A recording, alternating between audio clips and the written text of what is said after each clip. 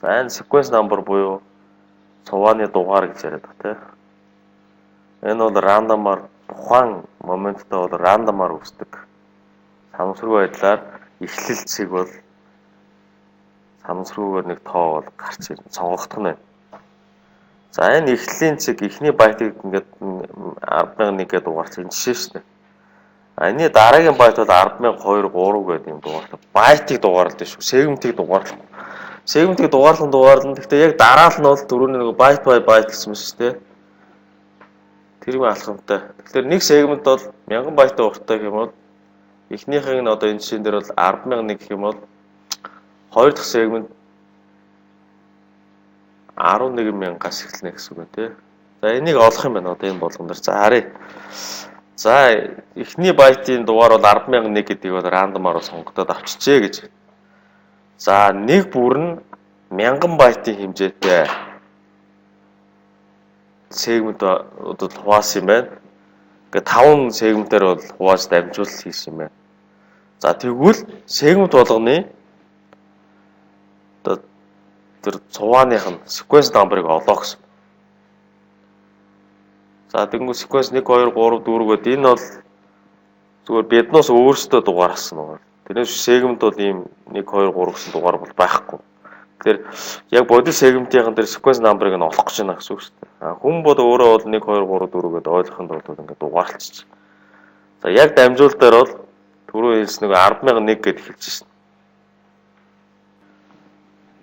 За тэгэхээр 10,001 сая одоо тэгвэл хоёр дахь сегмент бол 10,001 дээрээ төрөнийх нь нэг 1000 байтаа бол нэмнэ гэсэн. 1000 байт.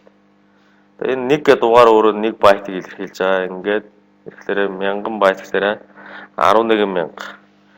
За ингээд хоёр дахь сегмент бол 11,001 гэдэг байтаар бол эхэлнэ гэсэн. Байт гэдэг юм sequence number-аар тоогоор эхэлнэ.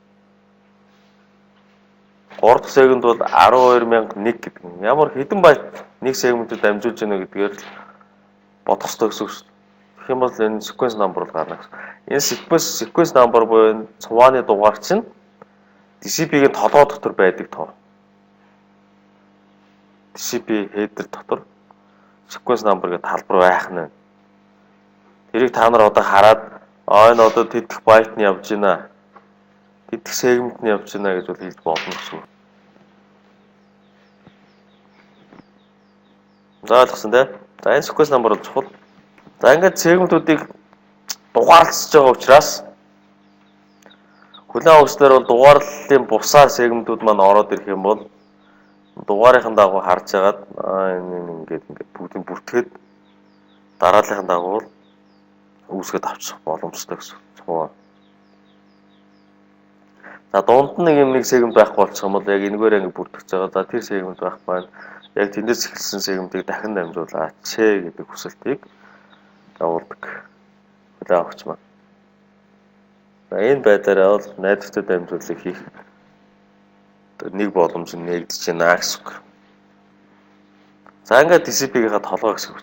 За TCP маань өөрөө маш олон үүргийг агуулж байгаа учраас одоо найдвартай дамжуулал, дарааллын харнах хөстэй, урсгал өдөртнө гэдэг маш олон функцүүдийг ажиллаж авах ёстой учраас толгой маань бол данхар авах ёстой гэсэн. Өөрөөр хэлбэл тэр болон үйлдэл зориулсан параметрууд бол тусдаа тэр толгойд багтаад явж явах ёстой гэсэн. За тэгэхээр IP header шигээ 32 битээр нь мөрүүдэд бол хуваацсан байна тийм ээ. IP header-ыг та нар санаж байгаа. Ингээ мөрөөд 32 битээр нь. Тэгвэл нэг мөрөө 4 байттай урттай. За ингээд эхний мөрийг бол бид нар мэдчихэв. Source port, destination port. Энэ бол UDP дээр бас байсан. За checksum UDP дээр байснаас checksum бол бас байсан. За энийг мэднэ. Дотоод ангис гэж байдаг юм байна те. Нийт урт гэсэн юм алга те. За энэ нийт уртыг яаж олох вэ? Толгойн урт бол байна. Энэ өвгцөн энэ header length гэдэг. Яг IP header-тэй адилхан. IP-ийн толгой дээр байгаа edge length гэдэг 4 битийн уртаа. Энийн нэгж нь 4 байт байсан. Яг IP header дээр 4 байт байсан. TCP дээр ч гэсэн адилхан 4 байтынхаа нэгжтэй адил. Өөрөөр мөрний тоог тоолдог гэсэн үг. Минимумдаа 20 яг нэг IP эдэртэй адилхан. Минимумдаа 20 байх хэвээр 20 байт, максимумдаа 60 байт байх хэвээр.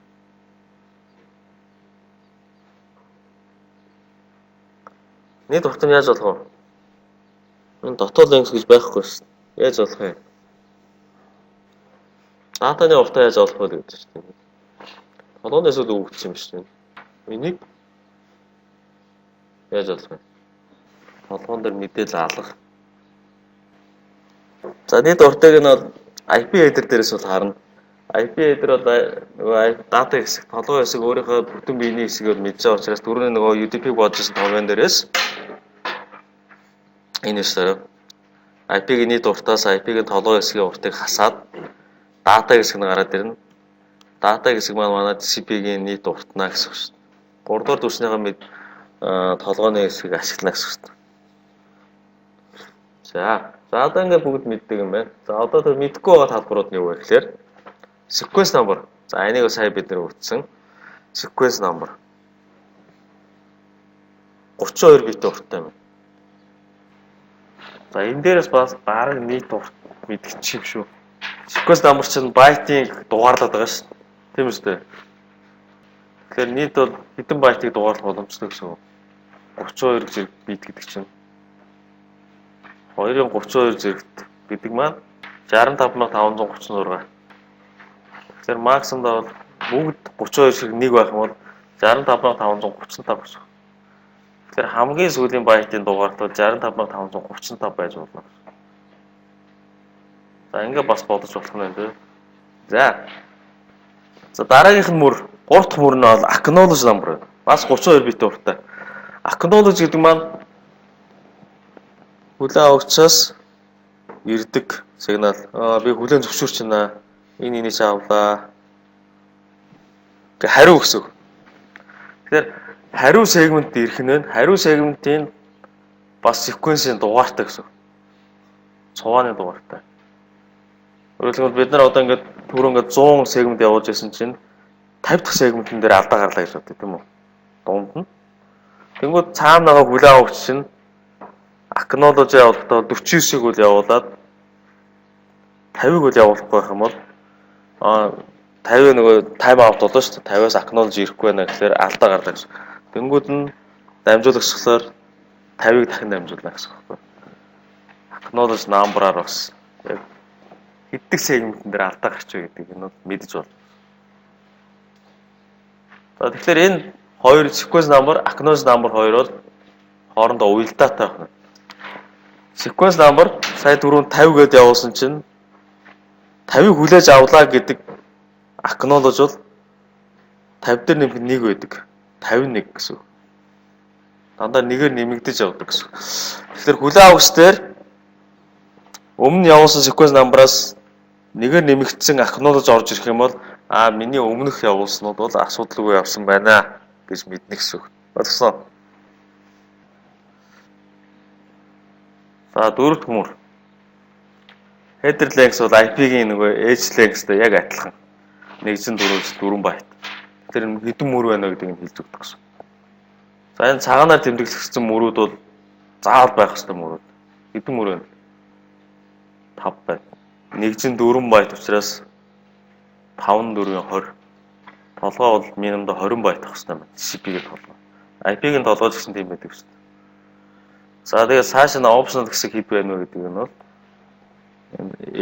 edge length чинь болохоор 5-аас дээш заагаад хэрэглэнэ гэсэн. 60 байт хүртэл заа. 60 байт. 60-ыг 4-т болохоор 15. Тэр edge length бол 5-аас 15 хүртэлх тоог болдог гэсэн. За дараагийнх нь нэрсэрүүд нөөцөд гэсэн үг дээ ашигладаг. За ингээд энэ нэг өнгөөр ялгсан нэг хитэн флагууд байна. 6 флаг байна те. За энэ 6 флагийг хараад энэ сегмент маань ямар оройлтой сегмент вэ гэдгийг нь үүрэгтэй сегмент вэ гэдгийг нь бол хийж болно гэсэн. Жишээлх юм бол бид нар сая acknowledge гэдэг үзээд шүү дээ. Энэ бол acknowledge цаанаас хариу ирж байгаа. Acknowledge сегмент мөн үү биш үү гэдгийг хараад бол тэр хоёр дахь флаг нь бол set хийгнэ гэсэн. ACK гэсэн байж те. Acknowledge гэдэг үгний Эхний 3 хэсэг. Acknowledgement гэдэг чинь хүлээн зөвшөөрөх гэсэн үг шүү. Acknowledge. За энэ дараагийн слайдн дээр энэ хэдэн файлыг болоо үзнэ. За ингээд Windows size 16 бит арт. Windows size. Түрүүн хэлсэн. Түрүү нөгөө 100 сегмент явуулж байхад экспоненциал эхлээ 2 4 8 гэдээ явуулна гэдэг тест. Тэгээ тэр 2 4 гэдэг энэ чинь Windows size ахгүй. Windows size. Нэг дамжуулахдаа хитэн сегментийг зэрэг одоо дараалал шууд явуулах бай. Тэгээд нэг acknowledge хүлээх вэ гэдгийг нь бол зааж өгнө гэсэн. За Windows size дээр 8 гэсэн тоо авах юм бол одоо 8 сегмент явуулаад нэг acknowledge хүлээх гэсэн. Ойлгож байна уу? Flow control-д бол энэ Windows size-ыг ашиглана гэсэн. Урсгал удирдах. За дараа нь юу вэ? Checksum чинь urgent pointer гэдэг 16 бит. Urgent гэж үгсэг лээ. Urgent. За urgent pointer бол нөгөө CP дээр чинь QoS гэж юм бол нэлээд өргөн ашиглагдана. QoS. Энэ сегмент бол оочрын өмнө орох ёстой сегмент ээ. Энэ бол хүлээжээ энэ бол нормал сегмент ээ гэдгийг нь илэрхийлждэг. QoS ашиглана. QoS quality of service. За ингээд pointer гэдэг юу гэж флагуудаа. Энэ control field гэдэг бас энэ хэдэн бит юм? 6 бит шүү дээ. За ингээд 6 бит маань юм бүгдээрээ сайхан нэртэй зургуулаа. За urgent pointer set хийгдсэн байх юм бол хамгийн ихний бит нь set хийгдсэн ба саяны urgent field-ийг одоо энэ ингээд urgent pointer гэдэг шүү дээ. Энэ pointer-ыг бол анхаараа гэсэн үг. Өөрөөр хэлбэл энэ TCP segment бол urgent pointer ингээ яруу санд руу явах ёстой сегмент юм шүү. Тэр QoS байдаг бол тэрийг энийг сайн анхаарч уншаарай гэсэн. Тэнгүүд urgent pointer нь бол уншигдаа задарч уншигдаад priority нь тогтоогдно гэсэн. Priority. За дарааг нь бол acknowledge. За түрүү хэлсэн. Энэ бол acknowledge сегмент юм аа. Эсвэл энэ дата зөөж байгаа энгийн сегмент юм аа. Control шүү дээ. Acknowledge маань control сегмент шүү дээ. Удирдлагын дата зөөхгүй зөөн янз бүр. PSH push гэсэн үг. Push гэж үгсэн. Pull гэдэг үгсэн. Pull нь татах уу? Push нь түлхэх тийм ээ. За тэгвэл хүлээн авахчаас push хийнэ гэсэн. Дамжуулал явж байна гэсэн. Дата дамжуулахад бол push set хийгдэнэ гэсэн. Дамжуулагчаас сегмент гараад push-лээд явуулна гэсэн. За reset гэдэг дөрөвтөнд. За энэ reset flag set хийгдсэн байх юм бол түрүүн нөгөө session байгаа шүү дээ. Хүлээн авах дамжуулсан session үүссэн байна. Энэ session-ыг reset хийя. Би нөгөө sequence number алдчихлаа шүү. Хүлээн авах дамжуулсан хоёулаа sequence numberтай. Дамжуулаа. За дараагийн слайдн дээр яг ямар sequence number-аар хийд юм бэ гэдэг. Зарчмаар ажиллах юм бэ гэдэг нь үзье. За ямар ч reset connection reset хийя гэсэн сегментийн хүсэлтэй. За ингээд 5 дахь нь sync synchronize sequence number-аа синхрончлах гэж. Холболт үүсгэж чинь, connection үүсгэж чинь. Тэгэхээр sequence number-ыг хамгийн түрүүнд синхрончлах хэрэгтэй. Дамжуулагч түрүү хэлсэн шүү дээ. Sequence number 1000 10,001-ээс эхлэе. 10,001. Тэгвэл хүлээн авахч энийг мэдчих хэрэгтэй. 10,001-ээс эхэлж байгаа. За дамжуулагч бол яг 10,000-аас эхлэхгүй. Заавал адилхан байх албагүй.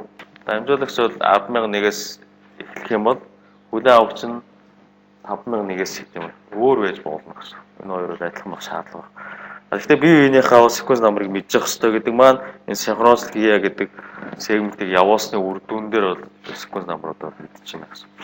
За ингээ хамгийн сүүлийнх нь бол finish. Датагаа дамжуулаад дууслаа. Connection-аа устгая, session-аа устгая, finish гэдэг хүсэлтийг явуулж байна гэсэн. За одоо энэ ингээд. Тэгэхээр бол TCP маань бол дамжуул хийхээс өмнө connection үүсгэн, датагаа дамжуул дуусчаад connection устгана гэсэн юм 3 үетэйгээр дамжуулах хийдэг. За тэгэхээр хамгийн ихнийх нь бол энэ connection үүсгэн. Connection үүсгэхдээ three-way handshaking гэдэг аргыг хэрэглэнэ. Three-way 3 замын гар барилт, handshake. Гар сэгсрэлт гэдэг юм. За яаж хийсэн бэ? За энэ зарчмыг ойлгоорой. CP. програм бичих гэж байгаа программистууд бол маш хэрэгтэй шүү дээ. За мэдээж сүлжээний мэрэгчлэн болох ч байгаа хүмүүсүүд нэг бол ашиглах ойлгомжтой. Сүлжээнийхээ юунд хэрэглэх юм бол нэг протоколын анализ хийх хэрэгтэй. Энэ халдлагатай протокол байна. Халдлага хийх гэдэг нь үгүй юм. Инспект гэдэг тийм ашиглана. Программистууд бол өөрийнх нь програм яг энэ зарчмаар дамжуулж хийж нэг хүлээн авах сервер клиент хоёр програм чинь гэсэн үг шүү дээ. Тэр хоёр програм нь яг энэ дамжуулж зарчмаар бол нөгөө сегментүүдэд зөвлөх гэсэн үг шүү дээ. За яасан бэ? Хардаа. Зүүн гар талынх нь бол дамжуулагч юм байна. Баруун гар талынх нь бол хүлээн авах юм байна. За дамжуулагч мэдээж хүсэлтэд явуулна. Хамгийн дөрөнд өдөөж өгнө. За миний sequence number бол цугааны дугаар бол 8000. Энийг бол рандомаар авчихсан гэсэн. 8000 шүү. За тэгэхээр синхронч хийя. Тэгэхээр нөгөө флаг нэг control build дээр байгаа S гэдэг нэг түрүүний sync гэсэн юм биш шүү дээ. Энийг set хийсэн байна гэсэн үг. Нэг хийсэн. Нэг болгоцсон гэсэн. За бус нь бол сонирн биш вэ? Яг энэ хэсэг гол гэсэн. Энэ дээр бол дата матад зөөхгүй. За энийг бол хүлээн авч авангуудаа окей гэх ёстой шүү дээ. Ойлголоо. Гэдэг маань acknowledge гэсэн. Окей, acknowledge. За чи минийхийг бас синхрончлцгоо. Өөрийнхөө sync флагыг set хийлээ. Чи түрүүнийхээ чинь ойлголоо acknowledge. За ингээд sequence number нь болохоор энэ хүлээн авахчийн sequence number бол 15000-аас гэж байна. За 15000-д хариулж байгаа нь болохоор 8001 юм байна. За тэгэхээр хариун дээр тэр 8001 гэдэг автоматар нэгээр нэмэгдсэн байна. Acknowledge өмнөх sequence-ийг бол 8000 байсан байна. Тэгээ яг энэ 8000-ыг чи би хүлээж авлаа шүү гэд 8001 болоод дандаа нэгээр нэмэгдсэн. Тэгэхээр энийг бол нөгөө талын хүлээж авч байгаа нь 8000-тай acknowledge ирэх юм бол энэний өмнөх нь бүгд бол окей зөвшөөрсөн байна гэж хүлээж авах юм байна. За энэний дараах нь 5000-ийнх нь Windows сайжтай. За энэ одоохондоо сонирн биш. За эхний нийт флагууд эхлэв. За тэгэхээр энд нь одоо буцаад хариу. Энд чинь өөрөө нөгөө би синхрончлоо, чи намайг синхрончлоо гэж хүсэл явуулсан учраас хариу өгсөн байхгүй. Минийх 15000 шүү гэв. Тэгэхээр бол энэ одоо хариулахдаа 15001 гэж хариулж байна гэсэн. За энэ хоёр дахь сегмент явж байгаа учраас энэ бол 8000, энэ 8001. Энэ нөгөө дата байт яваагүй шүү дээ. Энэ дээр дата хэсэг байхгүй учраас энэ яг сегментийн дугаар бол нэгээр нэмэгдээ явж байна гэсэн. Хэрвээ дата нэмэгдэх юм бол доор нь дата sync биш л дээ зүгээр өөр ингээд жишээлх юм бол энэ датаны түрүүний жишээн дээр 1000 гэж байна шүү дээ. 1000 гэж явах юм бол энэ 9001 гэж sequence-тэй болоод явна шүү дээ.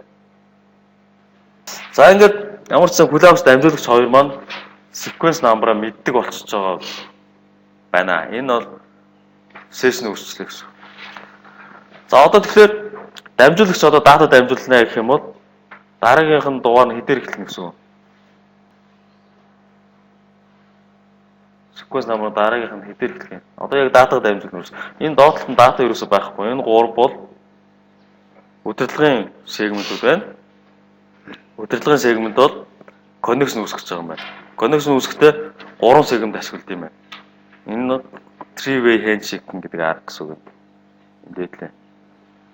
За одоо sequence number-уудаа мэддэг болцоо. Одоо датаг дамжуулдаг бол харин хэдээр явуулах юм бэ? Хамгийн ихний дата сегмент 8002 шүү. Одоо энэ ингээд acknowledge ингээд энэ бол acknowledge шүү дээ. Ойлголоо гэдээ явж байгаа юм чинь чиний ойлгосыг би дахиад ойлголоо гэдээ явуулах юм бол утгахгүй шүү дээ. Ойлголоо. За чиний ойлгосыг би ойлголоо ингээ явуулаад байх утгахгүй шүү. Энэ бол одоо дахиад юм бичихгүй. Тэгэхээр одоо энэ болохоор 8002 гэдэг датагаа явуулж эхэлнэ гэсэн. За эднүсийг бичээд аваа. Орчуулаагүй. За sync segment буюу нөгөө sync гэдэг флагын set хийгдсэн. Одоо энэ манай сайн жишээн дээр бол хамгийн ихний ийм төрлийн сегмент гэсэн үг тийм. Ийм төрлийн сегмент бол cannot carry data гэж. Дата зөөдөггүй. Sync флагын set хийгдсэн сегментийн доотлолт нь дата явж байгаа юм бол энэ буруу сегмент гэсэн. Тестэн дээр ирнэ гэсэн. Sync-ийн set хийгдчихэл Тэгснээр доотлон дата мата ингээд ингэсэн те. Тэгэхээр аль нь зөв сегмент вэ? Алдаагүй сегмент вэ гэдэг. Аль нь зөв форматтай вэ? Тэргээд ийм асуудал төрөхнө ш. Тэр sync segment sync plugin set хийгдсэн segment байх юм бол cannot carry data. Дата зөөдөггүй. А энэ бол нэг sequence number-ыг бол ашигладаг гэсэн. Sequence number-ыг нэгийг түрүү нэгээр нэмэгдээд ирсэн шүү дээ. 8000-аас 8001 болсон шүү дээ. Тэгээ нэг sequence number-ыг бол ашигладаг гэсэн. Нэг дугаарыг ашигладаг. За хоёр дахь тодорхойлолт нь sync acknowledge. Түрүү энэ хариу өгчсэн маань нөхөр. Хүлээн авахч бол хариу өгч энэ нараа sync acknowledge энэ plugin set хийгдсэн байх юм бол гэсэн. Ийм сегмент бол мөн түрүүнийхтэй адилхан cannot carry data. Дата зөөдөггүй. Sequence number ашиглахгүй. За ашиглахгүй гэсэн цаашаа одоо хорогдуулдаггүй гэсэн үг. Түрүү энэ 8000 гэчээд энд хариулж байгаа учраас 8001 гэд явж байгаа гэдэг чинь. Яг энэ дээр sequence number-ын acknowledge number-аар нэмэгдэж чинь те. Sequence number бол өөрөө өөрчлөлтгүй. Хариу учраас бол энэ sequence number тэдээр нэмэгдэнэ гэж бодохгүй шүү. За гурав дахь нь acknowledge segment. За түрүү доод хамгийн сүүлд хариулж байгаа. За энэ бол харин дата зөөх тохиол байдаг гинэ. За дата зөөдөггүй тохиолдол. Тэгэхээр зөөдөггүй тохиолдолд бол sequence number-ыг бол ашигладаг юм байна. Өөрөөр хэлбэл удирдлагын байдлаар ашиглагдаж байгаа үед. Сайн нөгөө connection үүсгэж байгаа үед гэсэн. Ойлголоо. Чиний connection чинь хүлээж авлаа. Чиний sequence ийм юм байна. Ойлголоо гэд хариулахад бол sequence number бол нэмэгддэг юм байна гэсэн. Ашиглагддаг юм байна. За ийм гурван тодорхойлолт. За одоо түрүү хэлсэн шүү дээ. TCP бол connection үүсгдэг, датагаа дамжуулаад connection-оос алгадаг гэжтэй. За одоо тэгвэл энэ бол дата дамжуулж байгаа гэсэн үг чинь. Дата дамжуул. Хоёр дахь үе. Одоо энэ чухал үе шүү дээ. Яг дата дамжуулж. Тийм үү? За яасан бэ? За эхний тэр нөгөө connection establishment холбогдод үүссэн байгаа шүү гэсэн үг. Сая нөгөө private handshake-ээр холбогд үүссэн sequence number-удаа бүгдээрээ синхрончлцсан. За түрүүн 8001-ээс эхлэе явж байна. За ингээд 8001. За уг нь бол энэ 8002-оор эхэлж байгаа хэвчээ тий. За яг энэ 8001 гэж. 8001 acknowledge 15001. За түрүү энэнийх нөгөө 15000 гэдэг явсан учраас за энэний дараагийн 15001 аваарай. Ойлголоо. Чиний түрүүний 15000 хүлээж авлаа гэсэн. Энэ түрүүн шууд энэ дээр энэний хариун дээр шууд дата явчихсан юм байна шүү дээ. Энэ дээр энэ хоёр нэг адилхан байна шүү дээ. Дата ингээд угсаа дамжуулсан шууд энэ доор ингээд дата залгаа явуулчих. Энэ яг давхар үргэж байгаа. Энэ acknowledge synchronization ойлголоо. За би чи миний датаг аваарай гэд ингээд явуулсан юм. Яасан гэхээр acknowledge явж гин шууд нөгөө push гэдэг нэрсэн тий. Push flag дата зөөж байгаа flag бол дандаа push шидэж байгаа. За push босцсон. Тэгээд дата нь явж гин. Дата бол 8001-ээс эхлээд 9000 хүртэл. Хэдэн байт урттай гэсэн үг дата гэсэн.